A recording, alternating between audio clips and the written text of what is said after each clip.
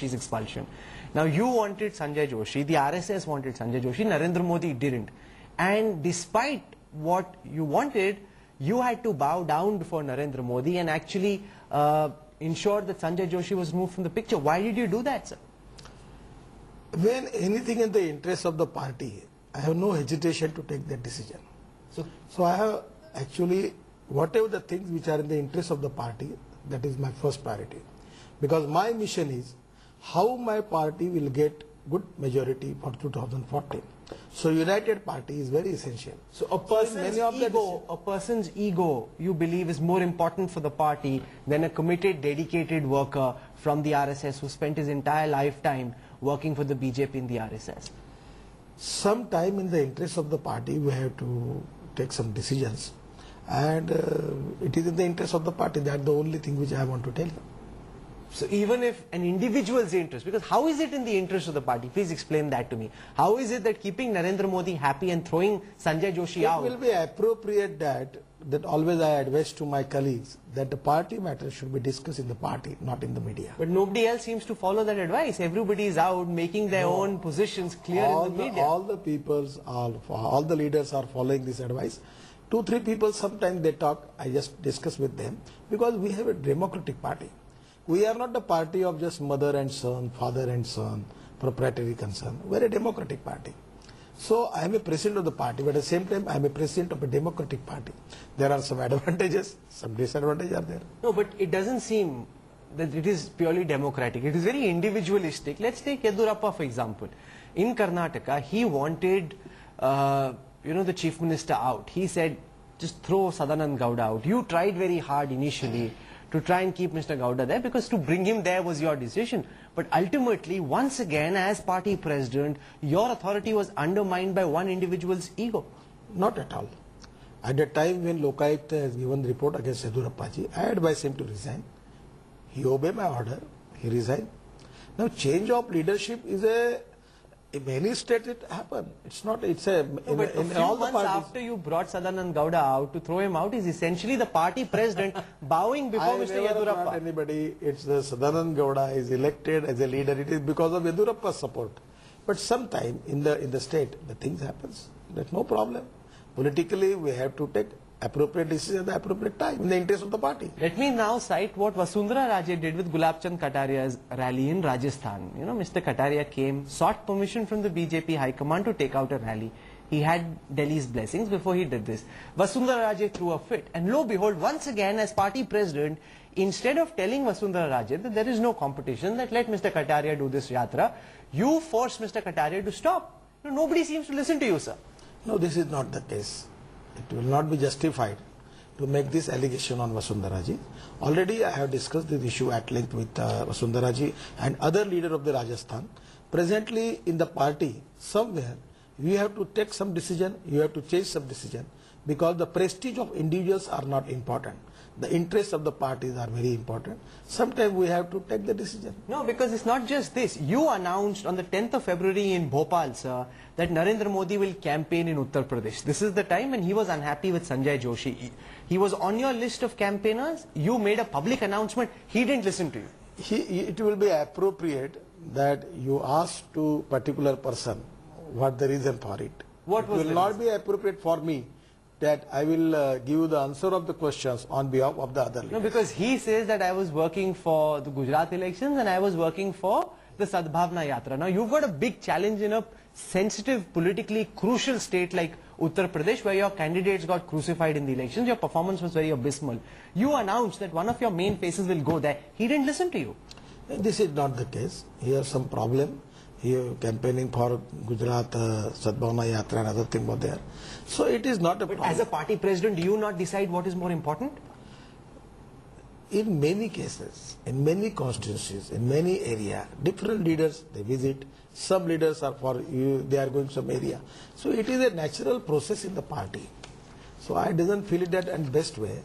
Now, the lot of leaders give their time for elections. Some will get 2 days, 3 days, 4 days. Some leaders, they are not available.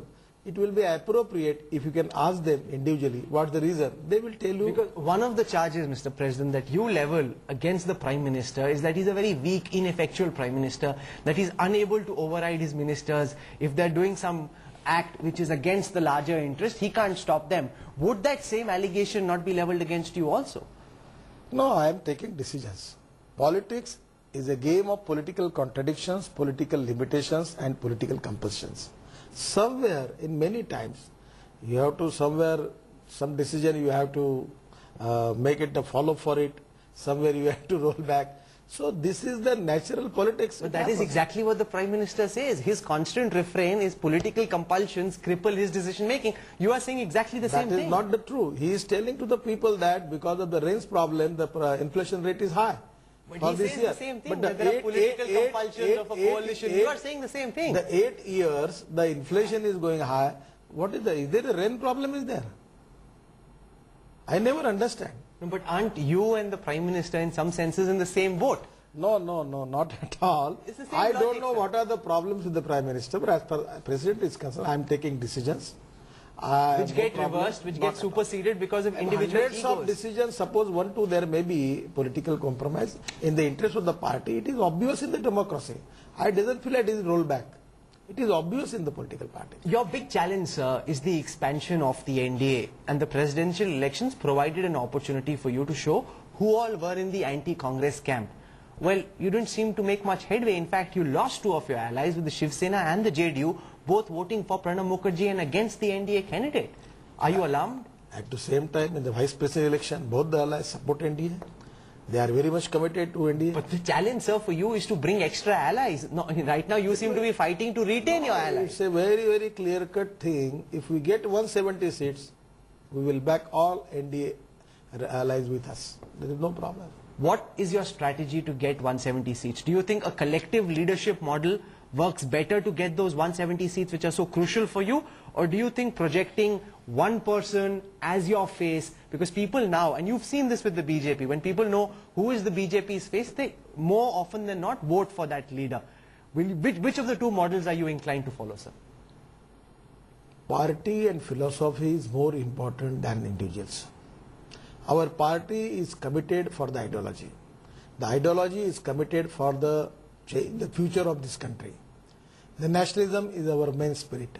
Good governance and development is our mission. And Antyodaya is our socio-economic. Let me ask you a direct question. Now directly I will tell you. Now we have a democratic setup. We have got lot of capable leaders. And we are all leaders work together, think together. That is the strength of our democratic party. And on that path we are ahead now. So there is no problem. Appropriate time we will decide who will be individual, who will be our Prime Minister. Let me ask you a direct question. When I sat here at this exact place interviewing you after the Uttar Pradesh elections, I distinctly remember you telling me, Mr. President, that one of the lessons from Uttar Pradesh for the BJP was that you have to have a face. That people respond well to a face. If there's an absence of a face, there's a void, there's a vacuum, people don't know whom to vote for. Using that same corollary and extending it to the Lok Sabha elections, am I to understand that you believe, and I'm not taking any one name because I know that you don't want to go in that space currently, having one person as your face is a better strategy for reaching 170 than having this assortment of leaders where people don't know whom they are voting for? After assembly election in Uttar Pradesh, in the municipal corporation election, we get tremendous good victory. That's because the SP and the BSP didn't contest. No, that is not the true case. Many places they are supporting independent candidates. Still, we have got very good victory. Now, the thing is that in the state, our state leaders are important. Shivraj Singh Chauhan is one of the popular faces in Madhya Pradesh. On his name, it's very useful for the party. In Chhattisgarh, our Raman Singh is equally important because he also worked very hard for the state. In Karnataka, the Yedurappa is important, Sadanand Gowda is important, Ishwarappa is important, and Jagdish Shettar is important. All are important. But There is Mr. a President, team. you're not answering my question. So in the all India level also, we have collective team. We don't want to project any individuals because we have not decided. At the appropriate time, we will decide who will be our Prime Minister candidate. I am asking But you a our very straight question, sir. You said the challenge for the BJP is to reach 170. After that, this bogus argument of secular, non-secular goes for a toss. Everybody rallies around the magnet which has 170. My question is direct and it is straight. To reach 170, do you think the people of India will vote for a collective leadership and help you get there, because the Congress is so badly off that you'll get to 170 even with the collective leadership? Or do you believe you have a better chance with one person as your face, whoever that person might be? First of all, whatever the people support BJP, that is support for our ideology, for our party. The leadership also equally important. We have got lot of group of collective leadership, which is strength for the party. But at the same time, our ideology, our organization, our worker, and the most important strength of the BJP is our small worker at the ground level, without any vested interest, who work for the party, is the great strength for the party. On the basis of that worker, I am confident that we will get good majority in 2014 or before that. Before I conclude, I want to ask you about this one big strong buzz in the BJP right now. Several leaders calling up and saying that the RSS, which was originally backing Nitin Gadkari's second term as president, has now turned cold, and there is a possibility that that ratification which is required for you to get your second term officially might not come. Does that concern you, sir? Not at all. I never go to any leader for first term. I never approach to anybody for second term. I am a worker of this party. Party, whatever the role, whatever party feel about me, I am ready. If they appoint me a vice president, I am ready. Even I am ready to assistant of Ramlalji also, who is our organization secretary. I have no problem. I never go to anybody. I never approach to anybody. And one thing, please register. Nitin Gadkari never asked anything for any leader. I am working for the party, for the philosophy, for the ideology, and I always feel that politics is an instrument of socio-economic reform. I am a small worker of the party, is the biggest strength for me, and I am working for this party to my end. And that is the mission of my life. So I never think about it. If party give me the opportunity, again, okay. If not giving, no problem. Well, you've ducked some bouncers, Mr. President, and you've also hit some straight drives. For joining me on Hot Pursuit. Thank you. Thank you very much, Mr. Thank you, sir. President. Thank you.